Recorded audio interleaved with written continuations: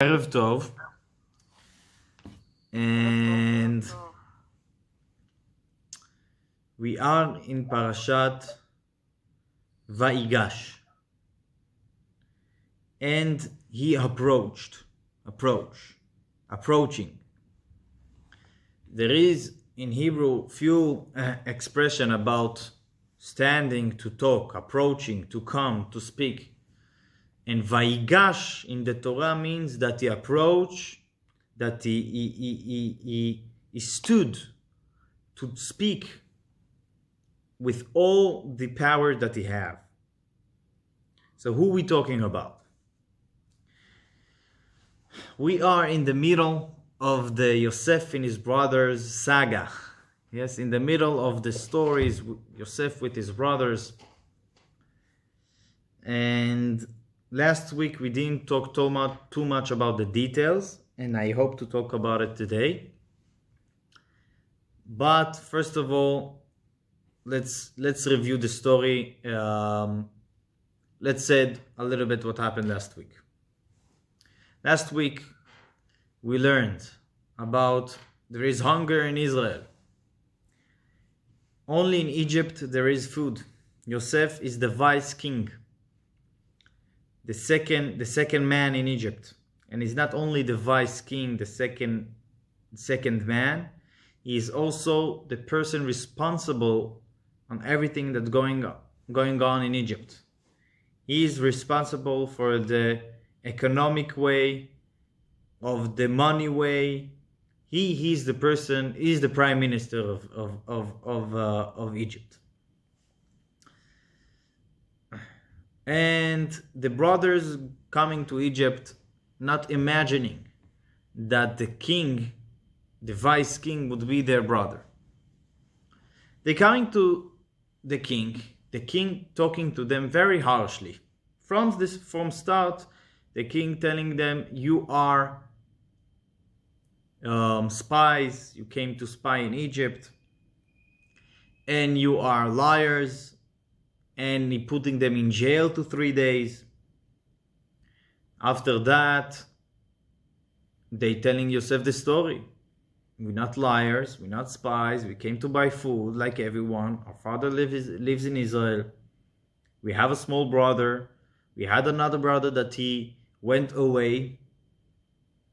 You may ask why they telling Yosef all the story about the brother that they have at home and the brother that went away. Actually, Yaakov himself asking them, why did you tell the king all the details of the story that you have a brother, you lost one brother and you have another brother at home? So they told Yaakov, yes, we told them. We didn't know that he will have another questions and discussion, and he will need proofs and everything. So Yosef telling them, okay, take the food, no problem, but I want to know that you are not spies. How would I know that you are not spies? I will arrest one of you, and you will need to come back with the younger brother, and then I will release your brother. When you will come with the younger brother, I will know that you are telling the truth. So Yosef arresting his brother Shimon, and we know that Shimon was the person that very into throw Yosef to the ground and to sell him and to kill Yosef. And Yosef choosing him to be in jail until Benyamin coming. They coming back to their father, they eating the food, and after a while, we don't know how much, they need to go back to buy more food. And Yaakov terrified that they will take Benyamin. Terrified. He telling them Benyamin can die. We need to remember, we imagine all the time that Yaakov is so terrified, so Benyamin is probably a child. Benyamin is not a child. He was 30 years old. He had 10 kids, 10 children. in that time. He was not a child. And Yaakov was very terrified that they will take Benjamin. So we can understand Yaakov. The beloved son lost Yosef, and now another person's son is by the king, and they want to take the other son from his beloved wife Rachel. So he's terrified, but using the expression, I just add one point, using the expression, you will take him, and in the way he will die. So Rashi explained why in the way. What will happen in the way? He's 30 years old. They have no problem to go to Egypt. It's not dangerous.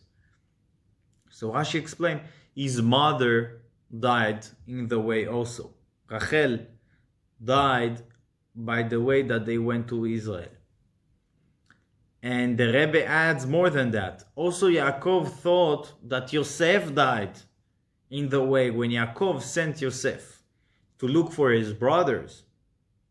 Then the brothers sell Yosef, and they told Yaakov that Yosef died. So Yaakov thought something in this family. Rachel died by the way to Israel. Yosef died by the way to his brothers. So Benjamin would stay home. But Yehuda telling Yaakov, there is no chance, I'm not taking Benjamin, we need to buy food, and this king is crazy, he will not let us in. We need to purchase, we need to buy the food. So they coming, I'm still last week. They coming to Yosef. Now Yosef very happy. They sitting, they eating. He giving everybody gift.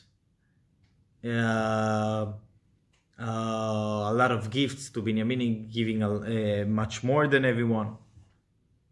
And they eating, and they're buying more food. And he telling them, go back to your family. Everything is fine. But he put his, goblet, yes? His cup, his special cup. He's putting that in the bag of Benjamin. And then he's sending the messenger to ask them, why are you thieves? Why are you not treating me like I treat you with kindness? And they telling this messenger, we're not thieves.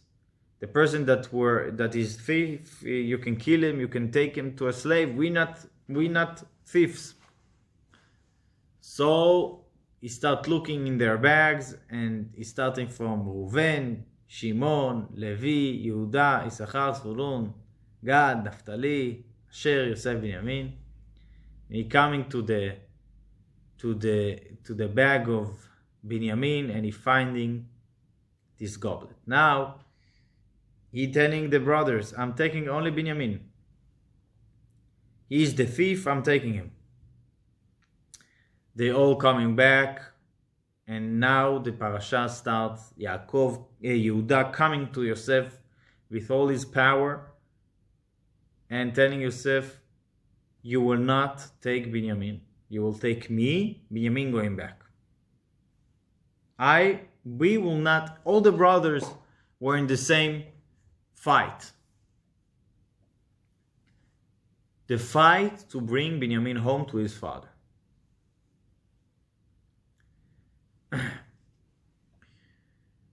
Okay, now we need to understand what is the story with Yosef.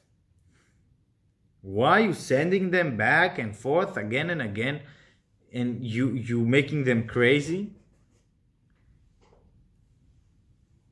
This is one question.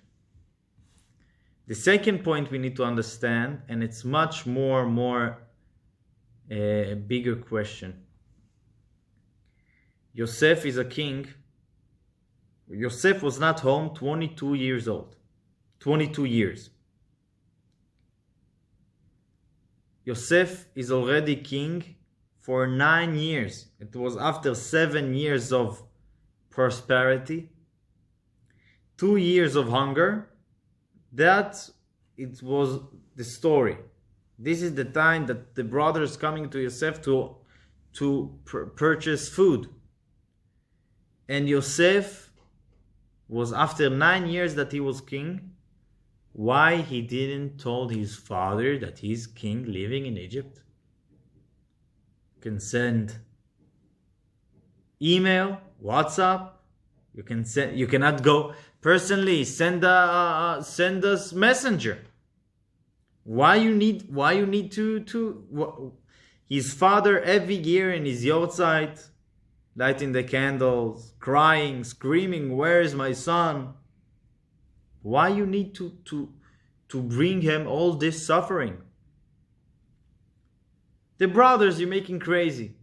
Why is that also? But the question is much more big. Tell your father that you are alive.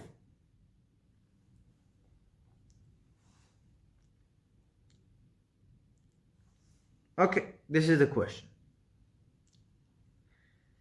So, first of all, there is people that saying to his father and to his brother was the same reason. He was a human. And he was a child that suffered from abuse, from hatred. And when he saw his brothers, he wanted to teach them a lesson. And that's why he made them crazy. Bring that, bring this, put them in jail, put Shimon in jail. And this is he thought his father is part of it. That's what he thought. This is, of course, unacceptable explanation in my opinion, and not only in my opinion. It's unacceptable, and because we know, first of all, in the Torah there is no hint that we can imagine that Yaakov was part of it. It's very strange to say Yaakov loved Yosef. Second of all is Yosef was tzaddik. Yosef was tzaddik. He's the only person in the Bible that we calling him Yosef HaTzadik. Yosef the tzaddik. And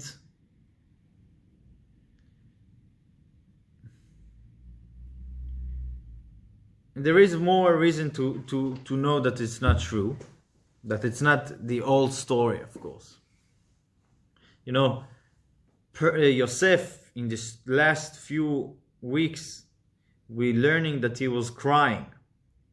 From the beginning that he saw his brothers, he trying not to cry, and then he's crying, coming back, crying in private, coming back when he's speaking to Benyamin. 8 times he crying. Person that crying so much is not in revenge. He's not a revenge type of person. You know, we're learning that Abraham cried once when he buried Sarah. We know that Yaakov cried.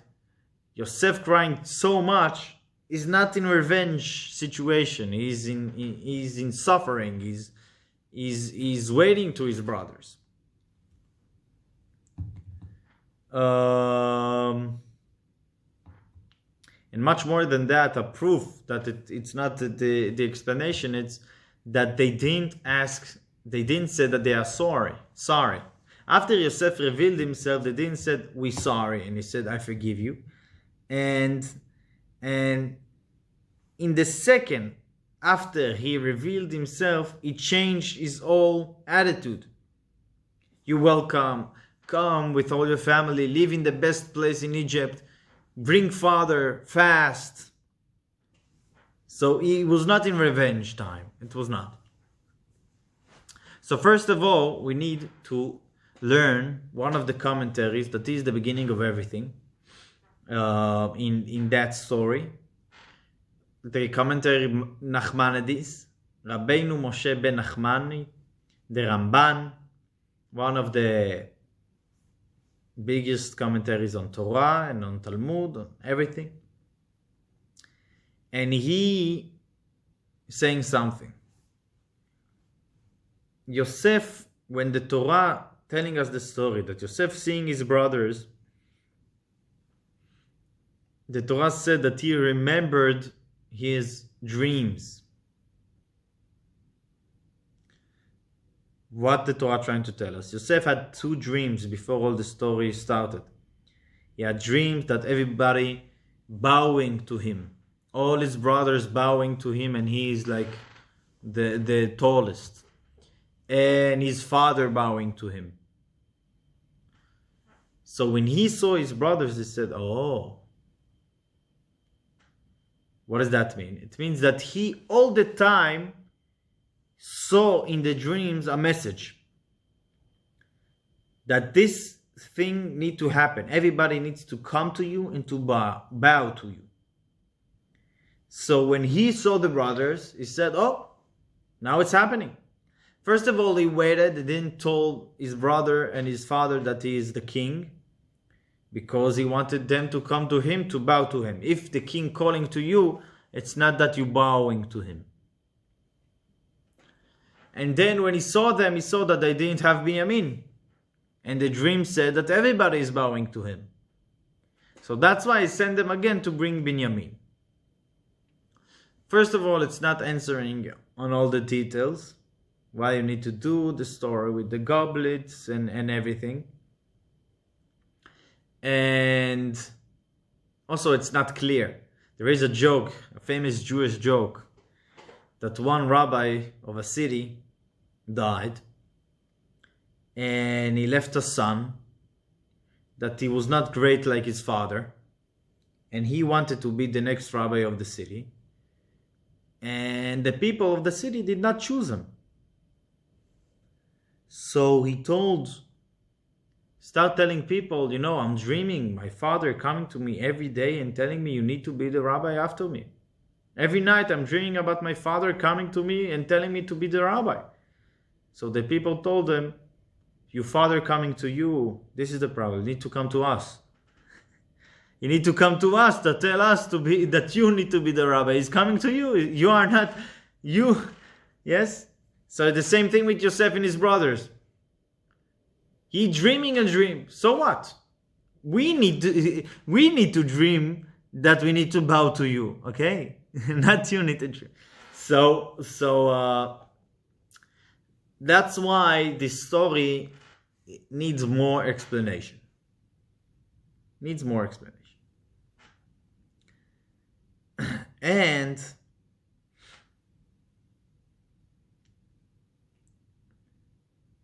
the answer for that is, it's very simple. What broke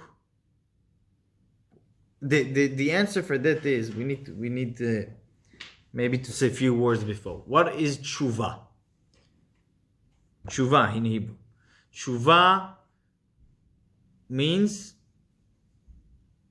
that you're regretting what you're doing, and you in a new level. The Jewish way of tshuva is not only about regret, it's about revealing deeper power inside you. I'm saying that tshuva is something very strong in the soul that a person revealing and is coming to a new level. Yosef wanted his brothers to do tshuva. He understood that he is in a mission and he is in a position that he can reveal if the brothers understood their mistake or not. The Rambam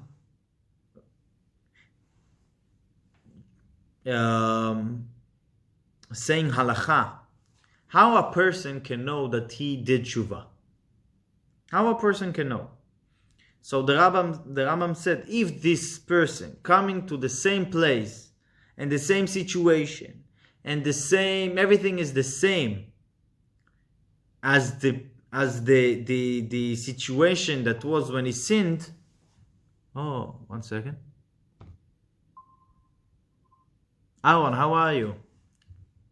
Oh, Baruch Hashem, Baruch Hashem. Nice to see you.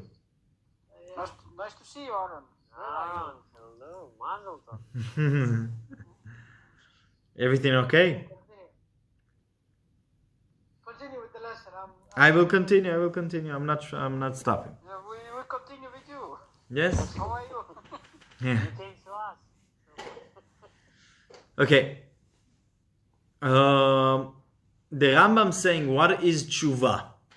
How a person can know that he truly came to a new level in his life and he can do tshuva. And he's in a new level. He's in a higher level. If a person did a sin, did a mistake, because he was hungry and he was in the street and he saw a very good food store. And he went and he bought not kosher food because he was so hungry. How this person can know that he did tshuva? The Rambam saying, if he will go in the same street and he will be hungry in the same level, and he will not buy, so that's when he will know that he did tshuva. Very good. Yosef wanted to reveal to their brothers that they did a mistake. When they sell Yosef, when they wanted to get rid of Yosef, throw him out, what does that mean? It means that they didn't understand what is Am Israel. What is the Jewish people? The Jewish people is a nation that they're always together. If someone is mistaking, you cannot throw him out. They were, Avraham was the only Jew with his wife. Yitzchak was the only Jew in his wife. He had a brother. And he was not Jew. Yaakov had one brother. They didn't get along. Esav was a very strong person and you cannot do anything about it. Yaakov had 12 sons. They were all Jews. And they thought one of them is not good. Yosef is not doing good. So what do you do? What do you do with this person? If you're not understanding the situation, we will throw him. He will not be part of us. Yosef wanted to show them that they did a mistake. And he imagined that they understood. After 22 years, they understood that this was a mistake. But how he can reveal it, how he can prove it. So he bringing them to the same situation as they were with him. They coming back to Egypt with Benyamin. Everything is fine. The king is calm, he is happy, he giving us food, and he's sending us back. And then the king coming back and telling us, you took my goblet, my Kiddush cup. And they all looking each other, they said, we will never steal, we are proud Jews, and we will not do it. And they finding that one of them is a thief. One of them is not good. He's problematic. Now Yosef saying, let's see what they gonna do about it. They will throw him, or they will correct the situation. The same situation that was with Yosef, they need to correct with Benyamin. They need to tell Yosef, it's either all of us or none of us.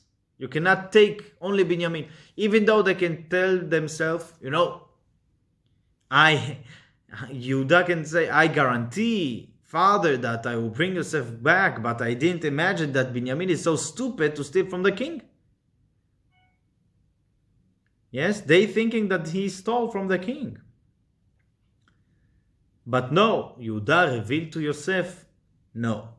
We understood the problem. We understood that we will never be apart. We are one family. We are one nation. We are all Bnei Israel, the sons of Israel. And it doesn't matter. You cannot take one of us. And this is when Yosef break and told them, I am Yosef. So this a little bit will explain to us what's going on with Yosef, not telling his father, not telling his brothers, and driving them crazy. Why Yosef needed to wait so much? And because Yosef understood that God, seeing the nation of Israel, the 12 tribes, and he's sending one of them out to Egypt to be the king. And he telling himself, I know that there is here a mission. It need to be for a reason. So he waiting to understand the reason. And when the dreams came, he saw that God taking him to a direct position in Pharaoh's kingdom, and he became the vice king. And when the brothers came, he understood what his mission is, to correct the problem, to correct. They didn't understood what it means, arevin zelazeh. In Hebrew we're saying arevin zelazeh means every Jew is responsible from all the Jews. Every Jew is responsible for everyone. And they didn't understand that. Let's correct that. And he corrected it by bringing them to the same situation with Benyamin. And when Yehuda showed Yosef that he can do anything to protect his brother, Yosef revealed to him immediately that he is their brother. And he also didn't say, I forgive you, I not forgive you. It was not the discussion. It was not the discussion. He took care about them completely. They were afraid from Yosef very much. But he just showed them that they have nothing to be afraid of. After that, the story continues. This point is understandable? Yes? Yes. After that, the story continues. Yosef, first of all, it's very interesting, by the way. Yosef telling them like that, Ani Yosef, ha'od avinu chai. This is what it said in Hebrew. I am Yosef. Do our father still alive? What is the question here about this sentence? Of course he's still alive. We're talking about it for 2 hours. That Yaakov is alive and he's suffering, and the brothers telling Yosef so many times that our father he have a small child at home and he doesn't want to let them go. So of course he's alive. What is Yosef asking if he's alive? When we came, he was alive. We don't know what happened from then. So the Rabbi have a nice explanation about this expression. Ha'od avinu chai. Ha'od in Hebrew, hey in the beginning can mean do our father still alive? Means how come? How come he's still alive? What does that mean? It means that there is, our sages telling us that when a person dying, so eventually the people close to him can forget him. For a short while, for a long while. They can forget, they can live completely. It's not so simple. But if a person dies, it can be forgotten. Not necessarily in a bad way. But Yosef did not die. And his father thought that he died.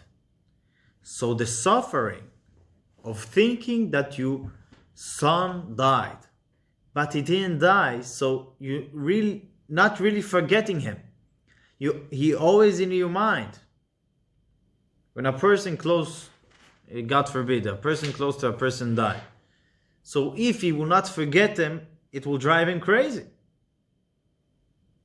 But Yosef asking his brother, Ani Yosef, I am Yosef. Ha'od Avinu chai, how come our father is still alive with knowing, with not forgetting and asking himself every day, how come my son died? So this is we understand by that the suffering that Yaakov had, and that's why our question was very big, and on that came the explanation. Okay. Now Yosef sending them back and telling them, please bring quick father here to Egypt to settle here in Egypt. And he's sending them with a special carriages with one second, I need to know how to say it in English. One second. Calf. How you say calf? You know what is calf? C-A-L-F. Calf? Yes. How you say it in... Elena, you know what is calf? The I'm not sure I understood what the female. Not the female. Yes, the female of goat, no? I think it's a cow, small cow. Small cow. Yes. Like a small baby cow. Yes, it's a baby cow. This is true. I'm not sure. You spell it C-A... L-F. L-L-P-H? Actually, it's baby bull, I would say. Baby bull, yeah. Right. Yes, baby bull, yes. Right. Yeah. Okay. Is that, maybe it's not, is that the word you're looking for? Yes, it is. Yeah, it's baby bull. Baby bull, yeah. So he sent his brothers back to Israel to bring their father with carriages, with wagons that are, it was not horses, it was the calves. That's how you say it in plural. Yeah. So, and our sage is telling us why. Why is that? Because the last thing that he learned with his father was laws of the Torah about person that there is very interesting laws from the Torah about if you find, God forbid, someone finding dying person, a dead body in middle of nowhere. So the Torah said very interesting law that you need to measure what is the closest city from that close to where he died, and the rabbis or the high the people responsible of the city need to go outside and to sacrifice this calf, and said we had no connection to this unfortunate case. Every guest that came to the city, we took care of them. The city is taking care of every guest. We bring them food. We brought food. We bringing food to every person that's coming. We bringing something to eat, place to be. This is the law. The law is that it's like a confession from the city. It was not us. We need to take care of every person in our city. This is the laws, and there is details on that law. And this is what Yosef learned with his father. The details of that law. And Yosef wanted to remind his father with those carriages. You see, I remember what we learned 22 years ago. I am the same Yosef. I become the king of Egypt, but I am the same. And this is very interesting. Why is that specific topic? And there is more what to discuss about it. But I just wanted to mention this. It's this emotional sign that they had about the thing that they learned. Okay, Now, Yaakov came to Egypt. He met Pharaoh. He gave him a blessing, and they talked a little bit. They settled in the place of Goshen. Yosef hugging Benyamin, very strong. They crying, and it's also a very, very interesting moment. Yosef and Benyamin crying, and our sages telling us that Yosef crying, that our sages telling us that it was such a powerful moment. What was so powerful about that moment? This moment, it was when the first time when the Jewish people went to exile. From that start all the story of Egypt. And from that, the story of Jewish people in Egypt, of the slavery.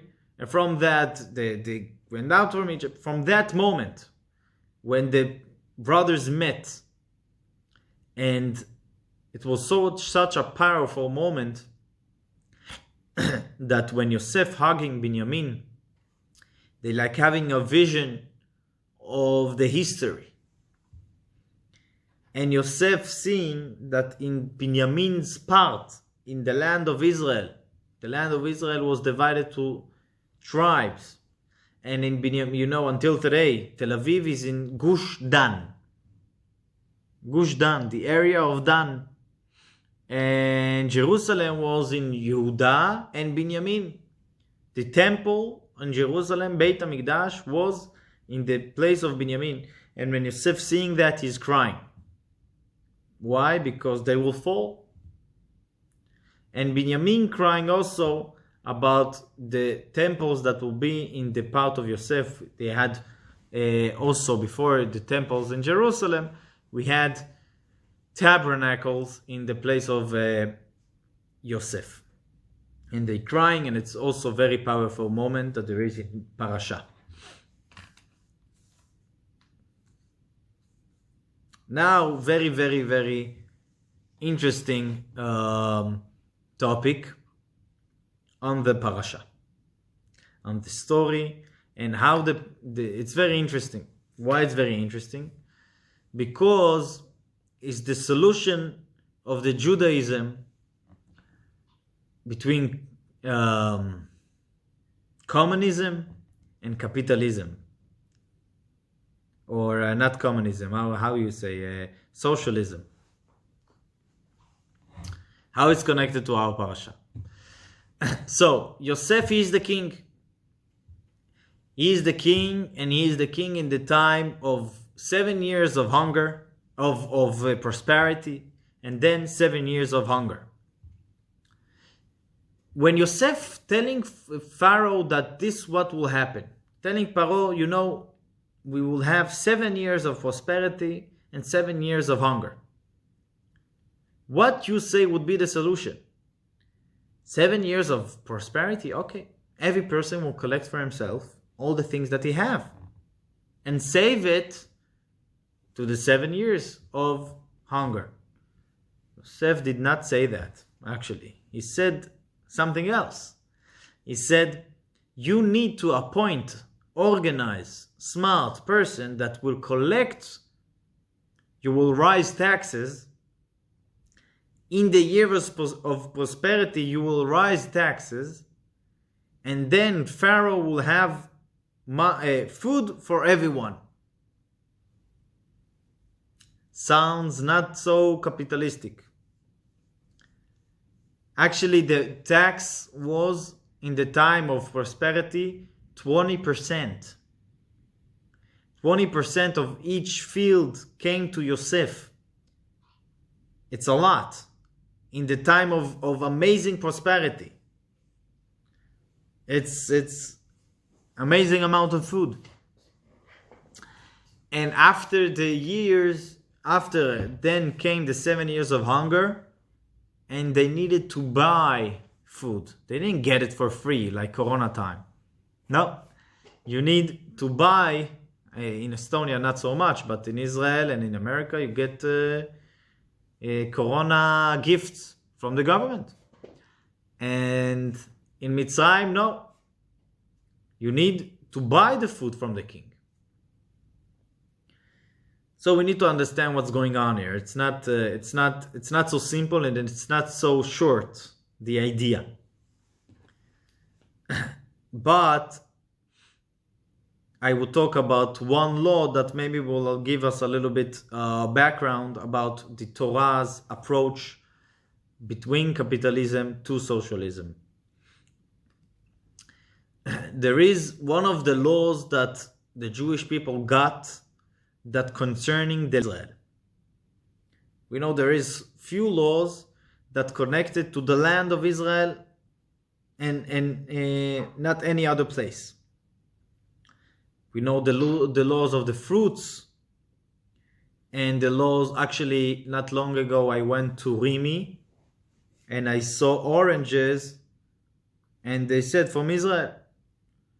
So it was less kosher, because in Israel there's many laws that they need to keep, and I don't know if the person that grow them kept that laws. I prefer to buy oranges from Estonia or from I don't know where they're from. They're from Spain or something like that.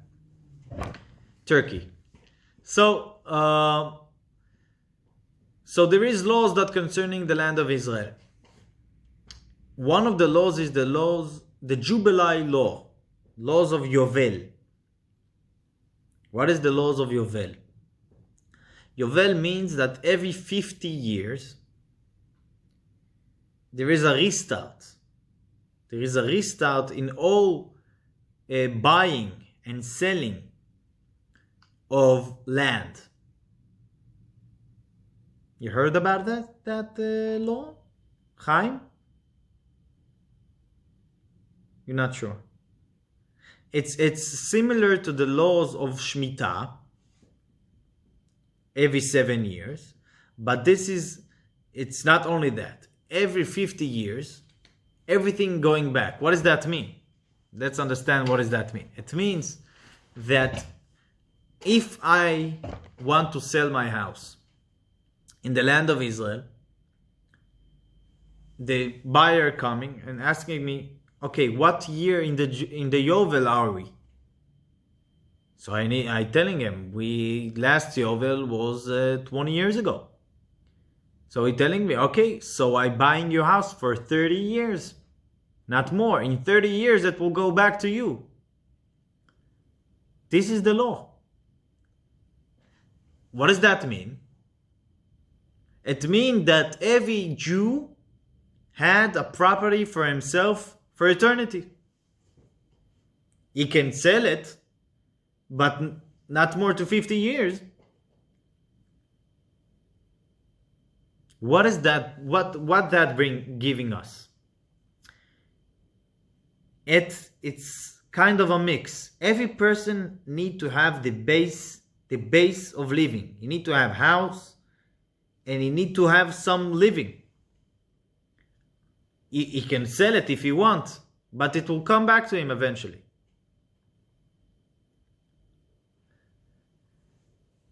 You know, in that time, the only way to be rich was to buy land. So a person can buy all the land of Israel for 50 years. After 50 years, you will be like us, normal. It means the Torah, from one hand, we cannot bring all the sources here, but in the Mishnah, and the Torah is very pro that people will not be slaves. Because when a person is slave, he's not working for himself, he's working for other person, so he will not try enough. And this is the psychological idea of capitalism. You need to own your money. It need to be yours. And this is for sure. But the Torah did not want that will be major difference between people. Did not want that there will be major it will not be, because it's not a good order. So people need to have differences between them. There is rich people, there is poor people, but the base everybody needs to have. And we're finding it in our parasha, what Yosef doing. Yosef collecting very much to the government. And eventually, in the years of hunger, they're trying to buy from Yosef. They're buying food, and they're buying more and more, and people giving Yosef everything that they got. And eventually they're telling Yosef, buy our lands, buy ourselves, buy everything, and we will have food. And Yosef telling them, I will buy your land, and first of all, I will not buy you. You will stay free people. You will not be slaves of the Pharaoh. But not only that, Yosef telling them, the land is mine, is the king's land, but I will only take for myself 20%. It means that Yosef gave every person the amount, 80% from the growth of the land. Yosef tried to connect those two approaches. The approach of every person need to have the same basis of other person. We cannot have poor people and very, very extremely rich. It's not purpose. It cannot be. We need to have every basic, like the Torah said in Jubilee year. By the way, Jubilee year. By the way, there is how you say, what the American Declaration of Independence, I think it's called, or something like that. It's based on one book, English book about principles of a country. I don't know what to say. And the book is written by English, very famous guy. His name was John Locke. You heard about him? John Locke. This John Locke wrote a book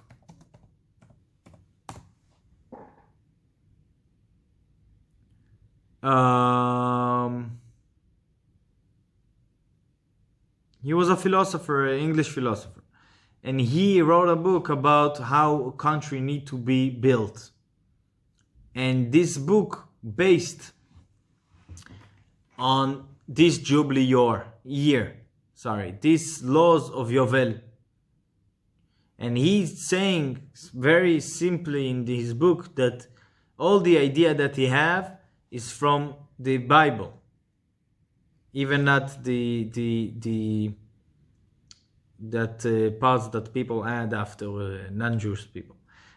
Only the Bible. This is the book what he wrote, and the Declaration of Independence in America, based taking chapters and chapter from his book and putting him inside the same exact words. So this was the mix that Yosef built, and this is something very interesting that we find in our parasha. All the system that Yosef built, we can read it, we can learn it, and it's very, very interesting.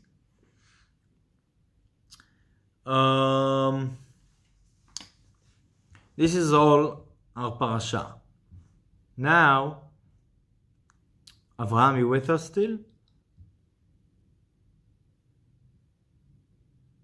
Elena, I see you. You okay? I not hear you, but I understand what you said. No, sorry, I just wrote. It's okay, it's okay, it's okay. Enjoy. Okay. Now I will say one last thing about the moment that we talked about before. We talked about the moment that Yosef and Benyamin meeting each other. Yosef and Benyamin meeting. and they're crying on each other's shoulders. You know, in English there is expression to cry on the other one's shoulder. Yes? In Hebrew, the expression is not like that. The expression is to buy on his neck, to cry on his neck. אני בוכה על צוואריו, בוכה על הצוואר שלו. From where coming this expression? From our parasha. Yosef and Benyamin meeting.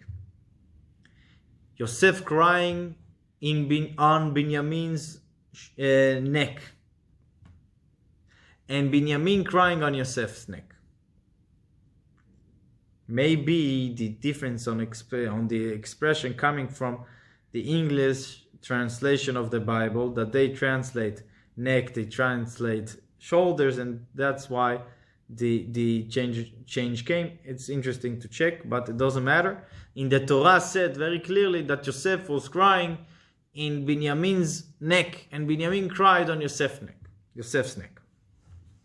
What is the reason that they cried? So we said earlier, they had a very big vision. It was a very powerful moment, and they saw the history ahead of them, and they saw that Yosef will have two temples in his two tabernacles in his territory, and they will fall.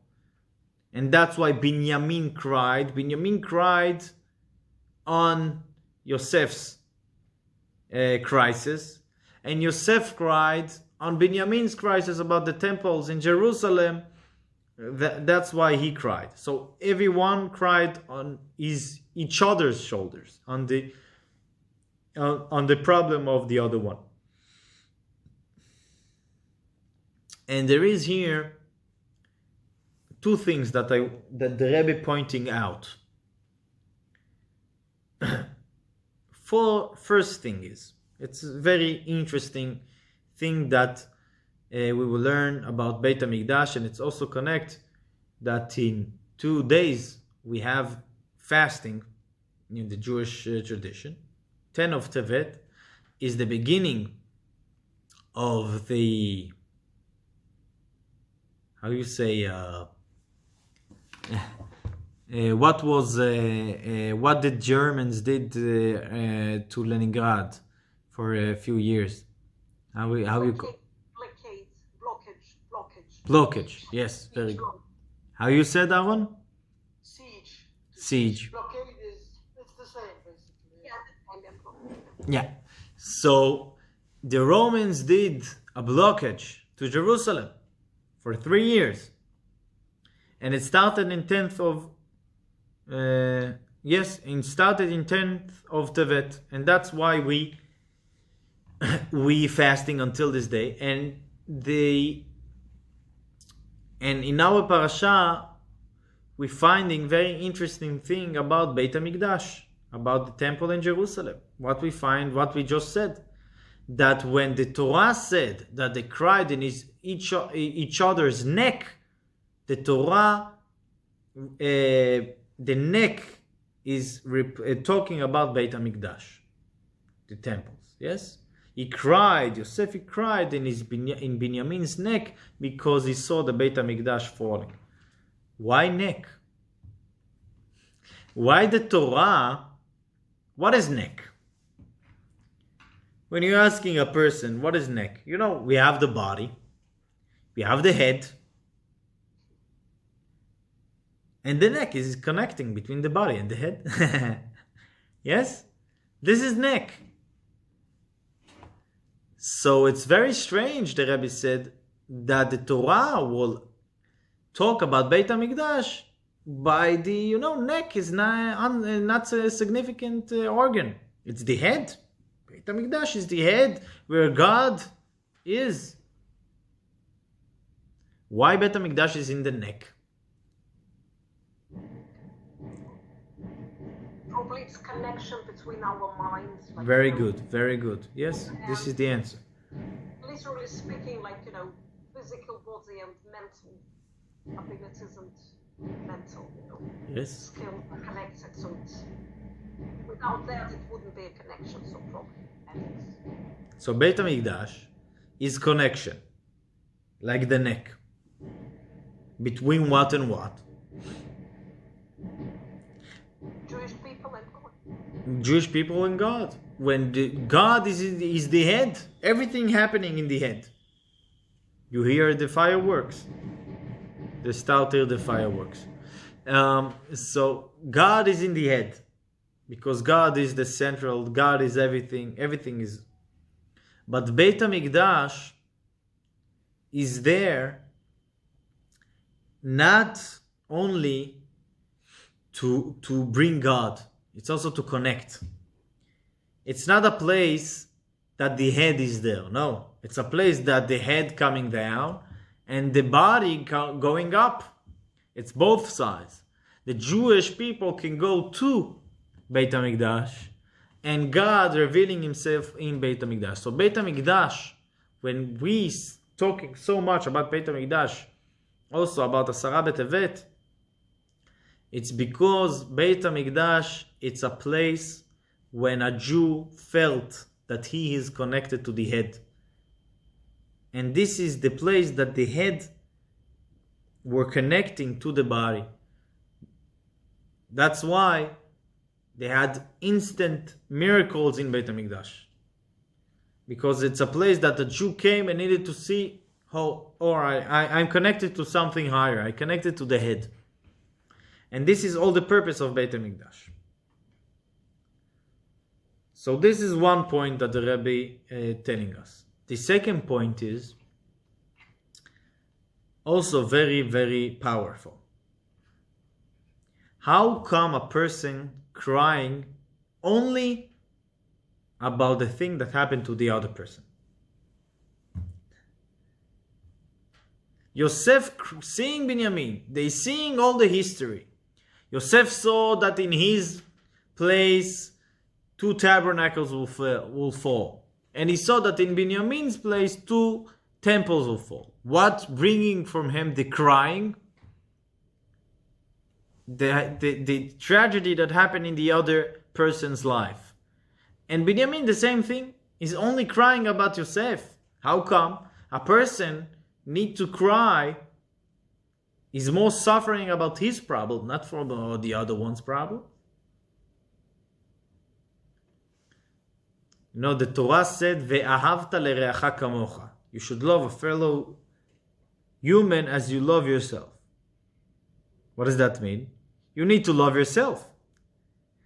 And then you should love the other person as you love yourself. You cannot love the other person more than you love yourself. It's very strange.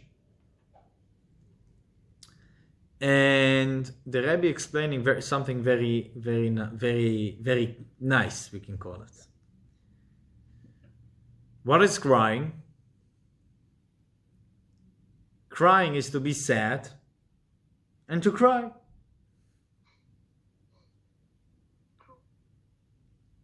So Yosef cannot cry about the problem that happened in his territories.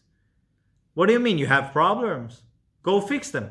You don't need to cry, you need to fix the problems. So about his problem, he will try to take care. But he see that Benyamin's have cried, it's so terrible. So he crying. It's not his work, it's his work. It's the other one's work. Benyamin, the same thing. About the problems that he have, he don't need to cry, he need to fix. To cry, it's to, we don't say that crying is not helping. There is crying that helping yourself, it's all true. But to cry, just to sit and cry, is something else. It's to be sad and to be sad about it. I'm sad and I'm sad. So this is it's something that Jewish people don't need to do. You need to cry when the other one is suffering and you cannot help him. If you can help him, go help him. You don't need to cry. If you cannot help him, so it's sad, you can cry. So this is the reason that they cried on each other's neck. Okay, after there's such a long so many details, we need to review again all the details that we said. So we will do it quickly. First of all, Yosef teaching his brothers the way to correct the problem that they had when he was a young person. They felt that person that not fitting to the Jewish nation need to be tossed off. And that's why they throw Yosef. And Yosef understood that God sending him to a mission because he have a long journey to correct, to teach the Jewish people new message. That all the Jewish people are one in every situation. And that's why not telling his father, and that's why they all going to so big journey and so many bad experiences until he see that they understood that they will not give up Benyamin in any chance.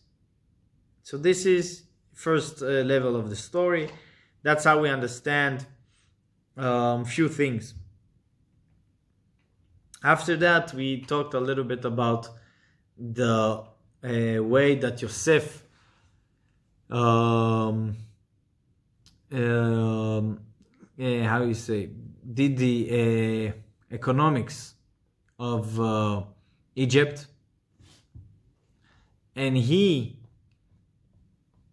gave all the people, gave them the land and encouraged them to work as much as they can in the land, but took high taxes in order that the king will stay above and all be in the same level. Because in time of prosperity, if everyone fighting to his worth, so the how you say, it will be very big differences, and in the time when they will be poor, no one will help each other because of the fight in the time of the prosperity. So that's why he did him the high person that responsible for all the wealth in Egypt.